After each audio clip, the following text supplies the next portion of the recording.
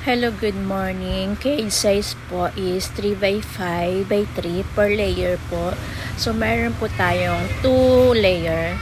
Per layer po, meron tayong 2 doors. So, ayan po yung, napansin nyo po yung likod niya is solid. So, stainless sheet po siya by 1.0 yung thickness niya. Tapos, sa every pinto po, meron tayong rotating feeding door.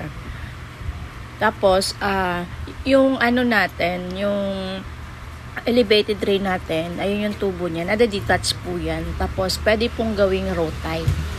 Angat nyo lang po yung nasa taas na case, and then, ayun, mapupull out nyo na po yung tubo na nakakonect. Ayan po. Tapos, eto po yung page natin sa mga hindi pa po naka-follow dyan. Follow nyo na po kami. Eto yung divider na nakatanggal nung nasa taas. Ayan po, since mag-isa lang si tanggol sa taas, so tinanggal muna para medyo maluwag po siya. Ito yung rotating feed.